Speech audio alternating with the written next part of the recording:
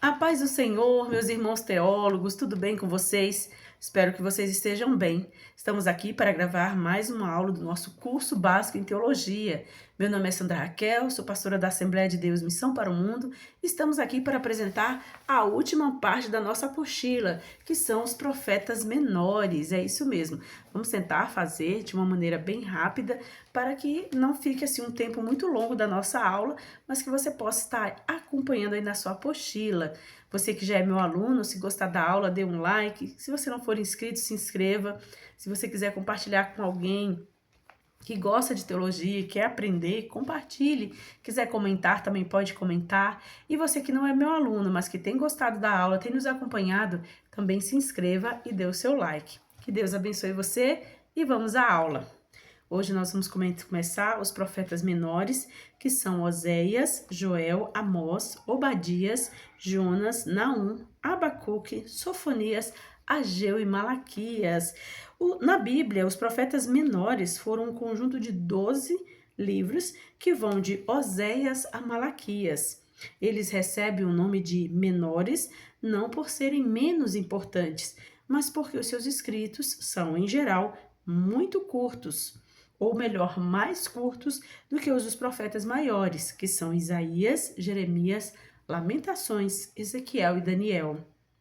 Apesar da extensão menor, suas mensagens possuem enorme profundidade espiritual, histórica e teológica.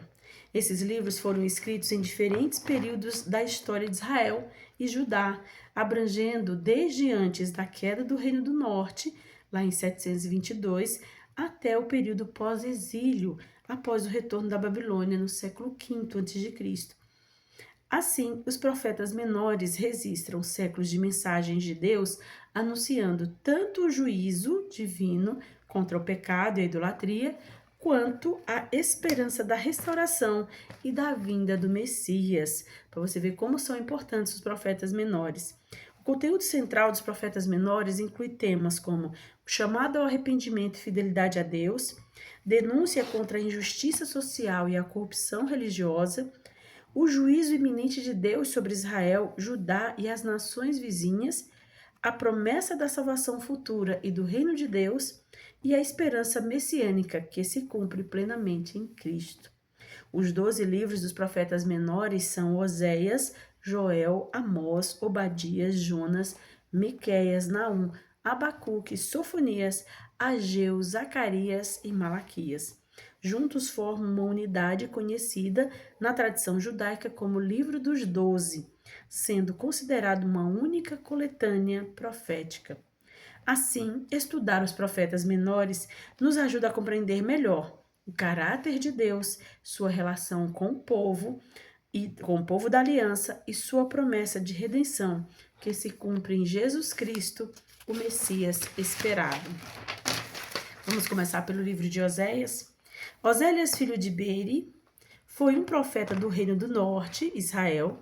Seu ministério ocorreu entre 755 a 715 a.C., aproximadamente. Ele foi contemporâneo de Amós, em Israel, e de Isaías e Miqueias, em Judá. A vida de Oséias foi usada por Deus como símbolo da relação entre o Senhor e Israel. O casamento do profeta com uma mulher infiel, a Gomer, serviu como ilustração vívida da infidelidade do povo espiritualmente, que se afastava de Deus para seguir outros deuses. Eu já vi pessoas me perguntarem se a história é real ou se é só uma ilustração, mas ela é real. O contexto histórico. O livro de Oséias foi escrito no período em que antecedeu a queda de Samaria, capital do Reino do Norte, em 722, pelos assírios. O povo vivia em prosperidade econômica, mas mergulhado em idolatria, corrupção política, injustiça social e distanciamento espiritual de Deus. A nação confiava em alianças políticas com potências estrangeiras, como a Síria e o Egito, em vez de confiar sua segurança no Senhor. Nesse cenário, Oséias surge como um porta-voz de Deus, denunciando a infidelidade do povo e anunciando o juízo que viria sobre Israel. No entanto, a mensagem do profeta não se limita ao julgamento, pois traz também a esperança da restauração, mostrando o amor incondicional de Deus, que não abandona o seu povo. Em todas as profecias você vai ver, sempre relacionado ao povo de Deus, que Deus os punia por sua idolatria, mas também dava promessas para ele de restauração. O tema central de Oséias é a fidelidade do amor de Deus, em contraste com a infidelidade de Israel.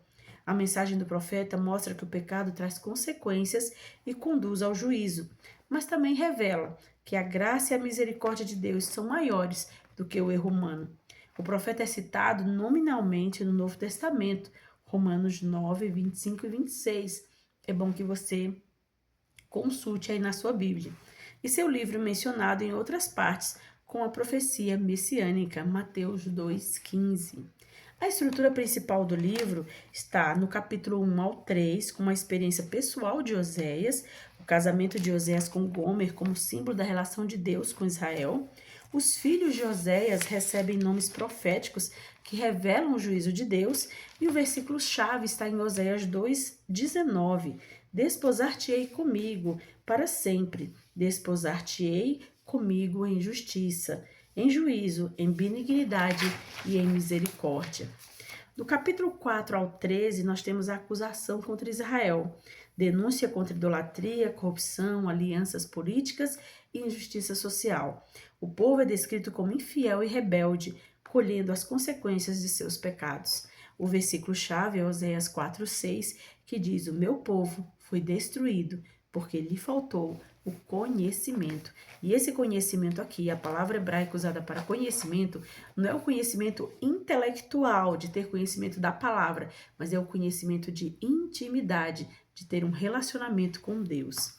O capítulo 14 se fecha com o capítulo 14, que é o chamado ao arrependimento e promessa de restauração. O profeta conclama o povo a voltar-se para Deus e a promessa de cura, perdão e restauração. O versículo-chave está em Oséias 14:4, que diz: eu sararei a sua infidelidade, eu voluntariamente os amarei, porque a minha ira se apartou deles. Os principais temas resumidos é amor fiel e incondicional de Deus, infidelidade de Israel, o juízo divino contra o pecado, a chamada ao arrependimento e a promessa de restauração. Se você gostou do livro de Oséias, a gente precisa resumir e passar bem rápido, porque são 12 livros, mas se você quer aprender mais, se aprofundar mais, leia o livro de Oséias. Vamos para Joel agora? Joel, filho de Betuel, é o autor do livro. Pouco se sabe sobre a sua vida pessoal ou sua origem, mas o seu nome significa o Senhor é Deus. Ele foi um profeta que falou principalmente a Judá, provavelmente em Jerusalém. Sua mensagem se destaca com ênfase no dia do Senhor e pelo chamado ao arrependimento diante de uma grande calamidade nacional. O contexto histórico do livro de Joel é que ele está em meio a uma devastadora praga de gafanhotos que assolou a terra, destruindo plantações e comprometendo a economia e a vida do povo. Essa tragédia natural serviu como pano de fundo para a mensagem do profeta. A praga era um prenúncio do juízo divino. O profeta então chama o povo e os sacerdotes ao arrependimento e à oração, proclamando que assim como veio a destruição, também poderia vir a restauração pela graça de Deus. Embora a data exata do livro seja discutida, muitos estudiosos situam sua escrita entre os séculos 9 e 5 antes de Cristo, com grande probabilidade no período pós-exílio. Independentemente da data precisa, a mensagem é atemporal. A calamidade presente é vista como figura de algo maior, o futuro dia do Senhor, quando Deus julgará as nações e restaurará o seu povo. O tema central é o dia do Senhor, descrito como um tempo de juízo e de salvação. O O livro ensina que Deus usa até mesmo tragédias naturais como instrumentos de advertência para chamar o povo ao arrependimento. Mas não é apenas uma mensagem de condenação. Joel também anuncia a esperança da restauração espiritual e material. Um dos pontos mais marcantes é a promessa do derramamento do Espírito Santo sobre todo o povo, cumprida em Atos 2, no dia de Pentecostes. Assim, Joel mostra que o dia do Senhor traz juízo para os rebeldes, mas bênção e vida nova para os que se arrependem. A estrutura principal e os temas vão do capítulo 1, com o tema A Praga de Gafanhotos como o juízo de Deus, descrição do desastre natural e chamado ao arrependimento.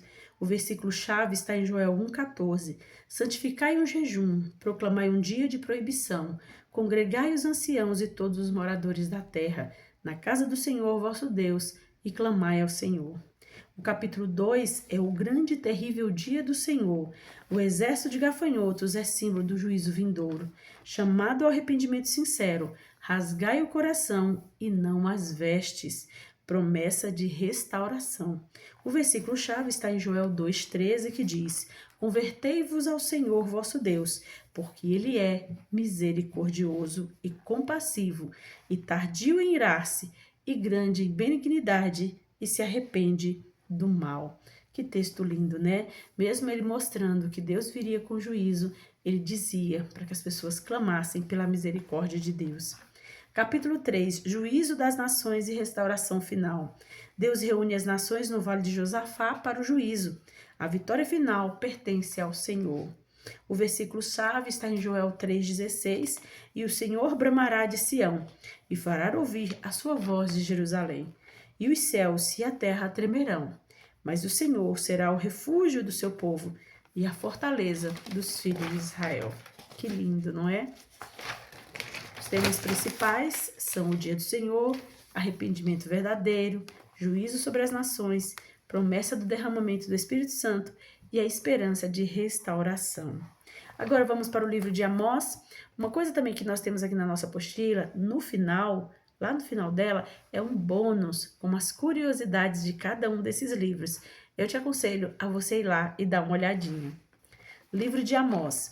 Amós era boieiro e cultivador de sicômoro. Está em Amós 7, do 10 ao 14. Natural de Tecoa, em Judá, Deus o chamou para profetizar, principalmente ao reino do norte, em Israel, no tempo de Jeroboão II.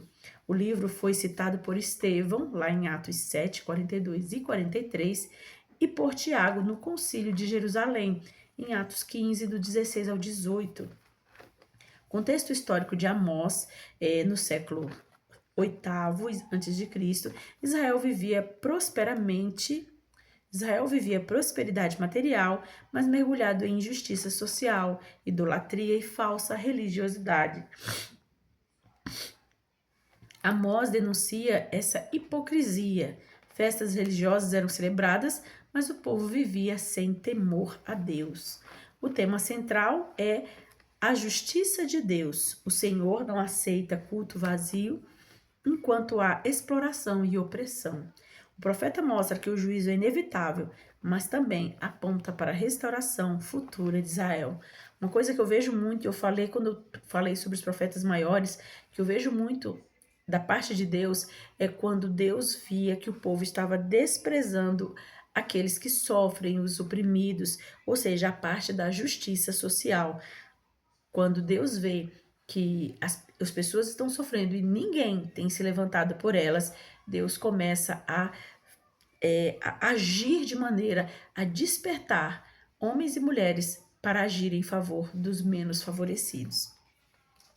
A estrutura e principais temas. O capítulo 1 ao 2 está juízo contra as nações e contra Israel. Do capítulo 3 ao 6 está pecado de Israel e anúncio do cativeiro. Dos capítulos 7 a 9, visões e juízo. Visões de juízo e promessa de restauração. E o versículo-chave está em Amós 5:24, que diz: Corra, porém, o juízo como as águas e a justiça como o ribeiro perene.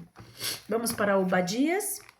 Obadias, cujo nome significa servo do Senhor, pouco se sabe sobre ele, além do que sua mensagem profética. O contexto histórico, o livro trata do julgamento de Edom, descendente de Esaú, inimigo constante de Israel. Eles se alegraram e ajudaram os babilônicos na destruição de Jerusalém em 586 a.C., o que trouxe sobre eles o juízo divino. Viu só? Eles eram parentes, eram irmãos, mas eles não ajudaram, como se alegraram quando os babilônicos os escravizaram. O tema central é a justiça de Deus contra o orgulho e a violência de Edom, mostrando que ninguém pode desafiar o Senhor impunemente. Estrutura e temas principais do versículo 1 ao 14 é juízo contra Edom, dos versos 15 ao 21, os versos do 1 ao 14 é juízo contra Edom, os versos do 15 ao 21, o dia do Senhor e a restauração de Israel. O versículo-chave é Obadias 1, versículo 15, porque o dia do Senhor está perto sobre todas as nações. Como tu fizestes, assim se fará contigo. A tua maldade cairá sobre a tua cabeça. E só da forma como você tratou Israel, assim será com você. Vamos para o livro de Jonas. Jonas, filho de Amitai, profeta de Israel do século 8º a.C., seu nome no hebraico é Ioná e que significa pombo. O contexto histórico diz que Jonas foi enviado por Deus a Nínive, capital da Síria, inimiga de Israel. Ele resistiu ao chamado, mas após ser disciplinado por Deus, no ventre do grande peixe, pregou e viu a cidade se arrepender. O Senhor Jesus mencionou o grande peixe e a missão de Jonas em Mateus capítulo 12, do versículo 34 ao 41. Para quem não sabe, Jonas foi um tipo de Cristo, alguém que o representou. Olha isso, ele nem imaginava, hein?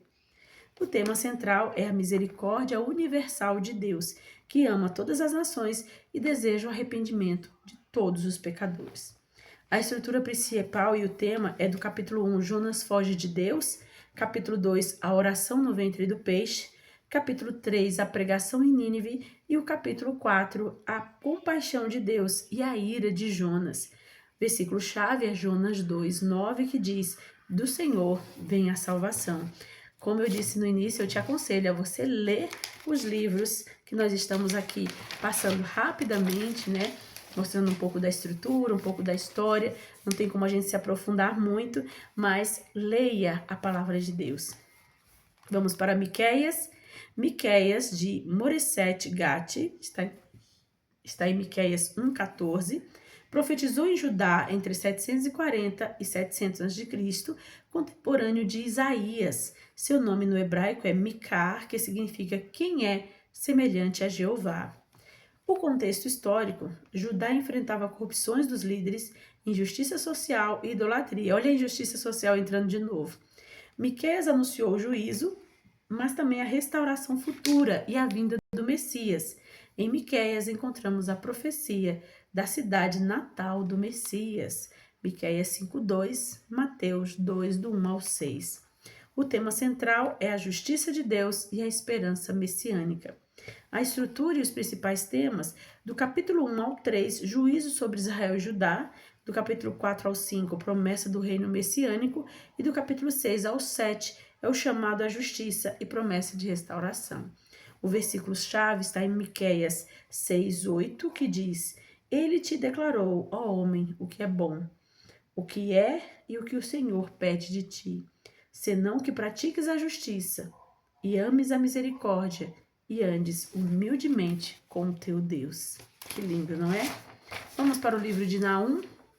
Naum, natural de Elcos, profetizou a destruição de Nínive. No hebraico, Nahum significa consolação. No contexto histórico, a Assíria era o maior império da época e oprimia outras nações. Nínive, sua capital, foi denunciada por sua crueldade e idolatria. Olha só que interessante, né? Mesmo Jonas sendo pregado para Nínive e ela tendo se convertido, veja que em outro período ela voltou a se corromper, Naum foi enviado e dessa vez eles não se arrependeram. O tema central é a justiça de Deus contra os opressores. Nínive, que outrora se arrependera no tempo de Jonas, agora enfrenta o juízo final.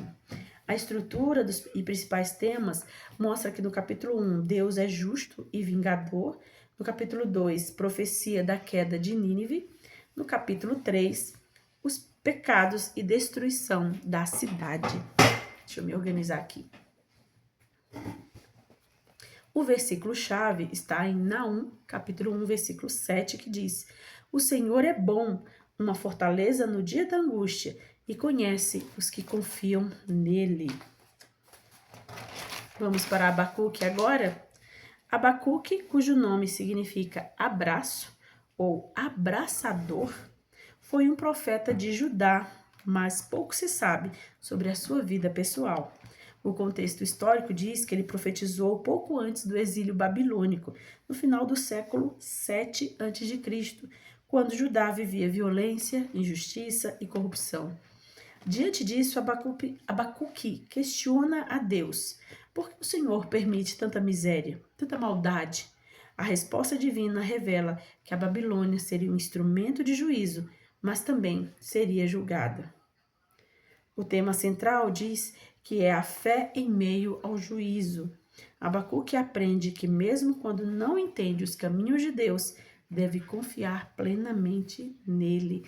Essa é uma mensagem para mim, para você também. A estrutura principal e o tema é capítulo 1, o questionamento de Abacuque sobre a injustiça. No capítulo 2, a resposta de Deus, o justo viverá pela fé. E o capítulo 3, oração e confiança do profeta. O versículo-chave de Abacuque é Abacuque 2:4, que diz: mas o justo viverá pela sua fé. Vamos para Sofonias. Sofonias, descendente da linhagem real de Ezequias, profetizou em Judá e seu nome em hebraico é Tsefá-Iá, que significa Jeová esconde. O contexto histórico, seu ministério ocorreu durante o reinado de Josias, 640 a 609 a.C., período de reformas religiosas. Sofonias pregou antes da queda de Jerusalém, alertando sobre o dia do Senhor. O tema central é o dia do Senhor, como dia de juízo para os ímpios e de salvação para os fiéis. A estrutura e os principais temas mostram que o capítulo 1 é sobre o juízo de Deus sobre Judá, o capítulo 2 sobre o juízo sobre as nações vizinhas, o capítulo 3, a esperança e restauração futura. O versículo-chave está em Sofonias 3,17, que diz: O Senhor teu Deus está no meio de ti, poderoso para salvar-te. Ele se deleitará em ti com alegria, renovar-te-á com o seu amor e regozijar-se-á em ti com júbilo. Que lindo, não é? Vamos para Ageu agora.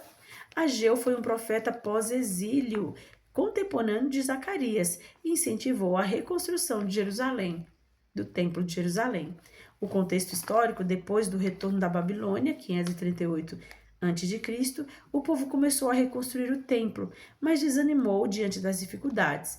Ageu profetiza para encorajar a priorizar a casa de Deus. Olha, se eu fosse você, não deixava de ler o livro de Ageu, de tão atual que ele é. Pessoas que priorizam as suas coisas e só quando sobrar tempo é que vão fazer as coisas de Deus, ou cuidar da casa de Deus ou dos negócios de Deus. E Ageu traz esse alerta, que se eu não priorizar as coisas de Deus, eu vou ser uma pessoa sem prosperidade. O tema central é prioridade da obra de Deus. O povo deve buscar em primeiro lugar o Senhor e ele cuidará das demais coisas. A estrutura e os principais temas mostram que o capítulo 1 é o chamado à reconstrução do templo, o capítulo 2, a glória futura do templo e a bênção de Deus. O versículo-chave é Ageu 1:8, que diz: Subi ao monte e trazei madeira, e edificai a casa, e dela me agradarei, e eu serei glorificado, diz o Senhor. Muito bom. Vamos para Zacarias. Zacarias, contemporâneo de Ageu, foi tanto profeta quanto sacerdote, e seu nome em hebraico é Zacar-Iá, que significa Jeová se lembrou. Profetizou no período pós-exílio, esse é o contexto histórico, após o retorno da Babilônia, enquanto Ageu focava na reconstrução física do templo, Zacarias enfatizava a restauração espiritual do povo. O tema central é restauração espiritual e esperança messiânica. Zacarias traz muitas profecias sobre o Messias e o futuro reino de Deus.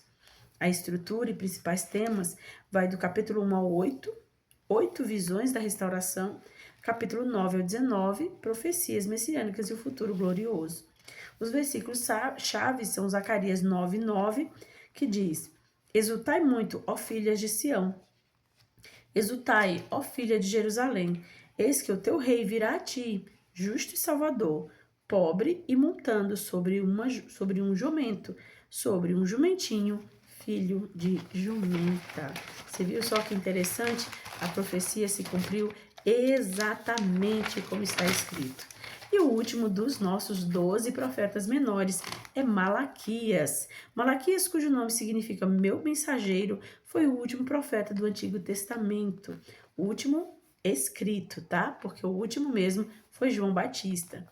Profetizou em Judá após a reconstrução do templo, século V a.C., em um tempo de frieza espiritual, sacerdotes corrompidos e cultos desleixados.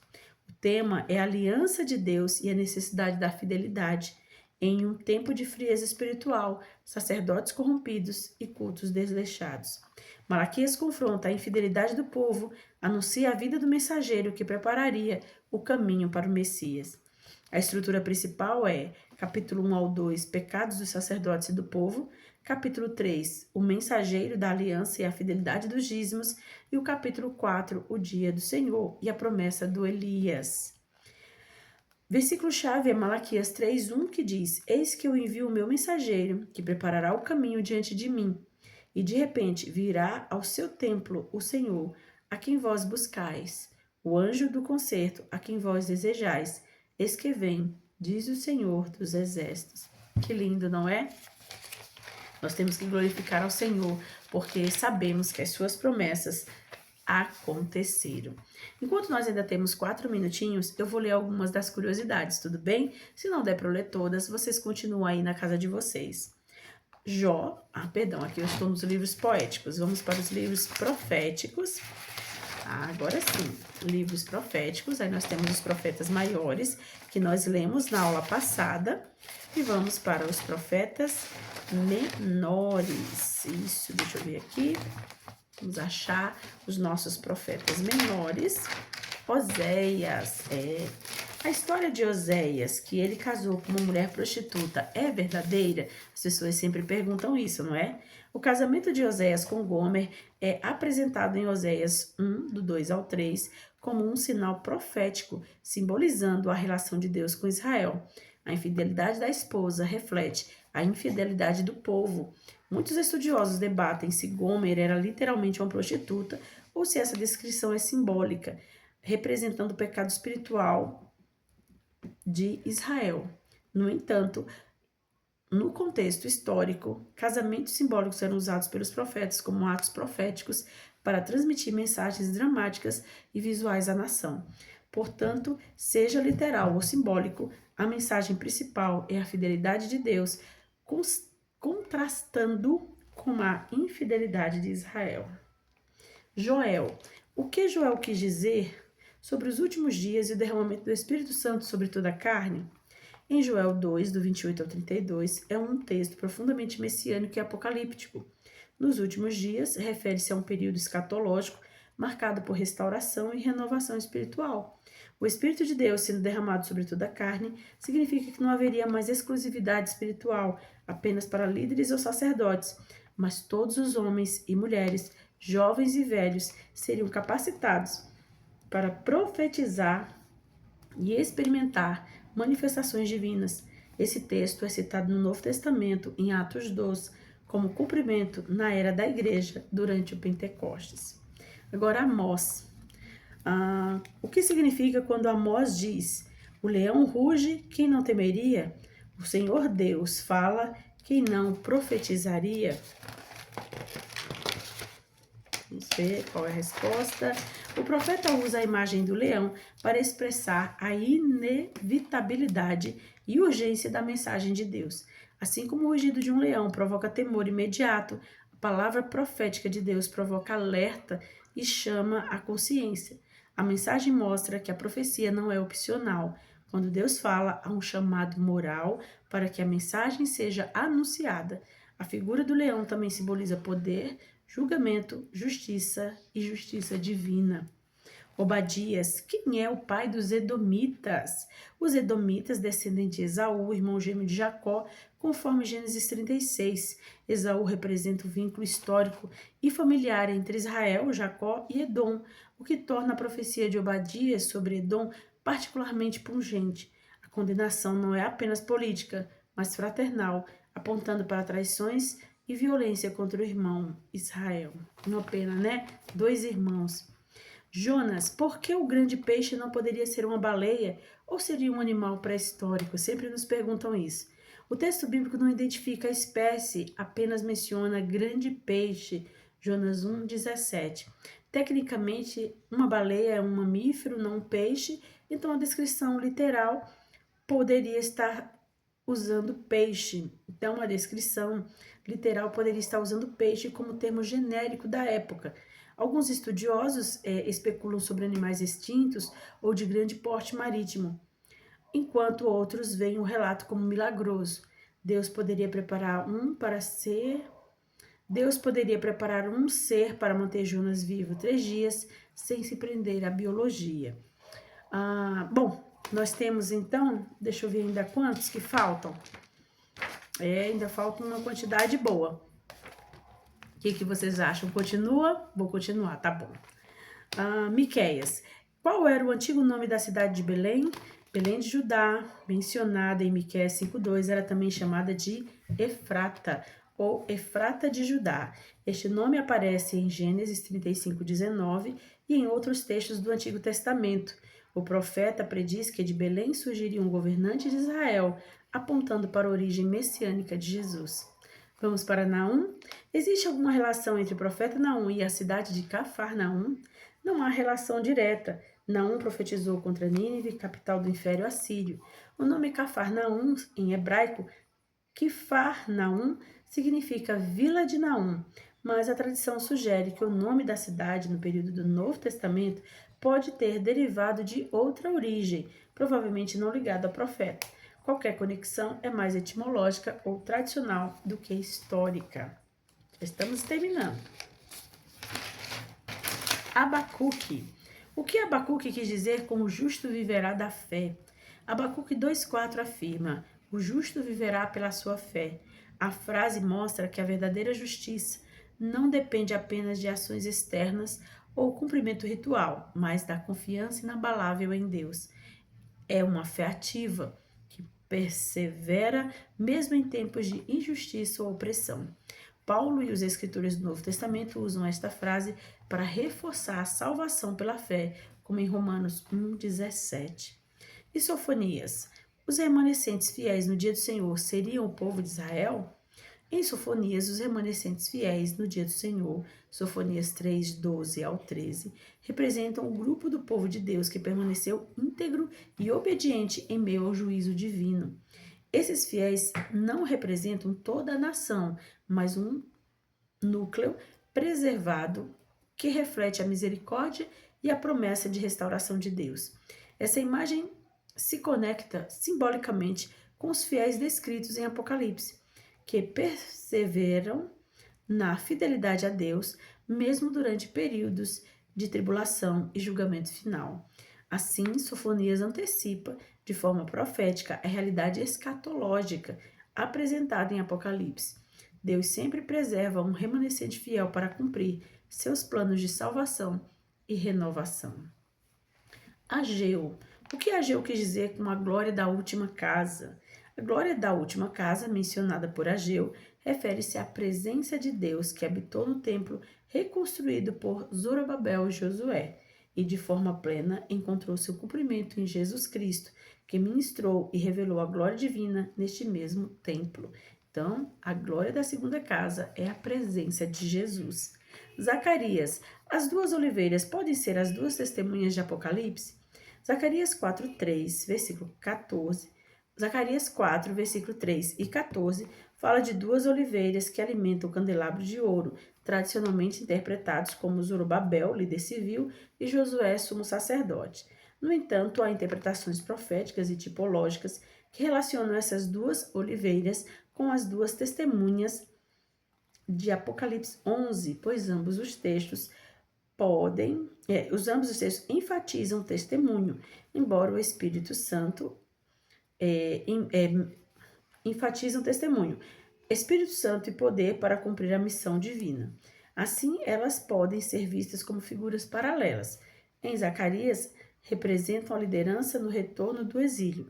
Em Apocalipse, simbolizam o testemunho fiel e sobrenatural na era escatológica. E para a gente terminar, nós temos Malaquias.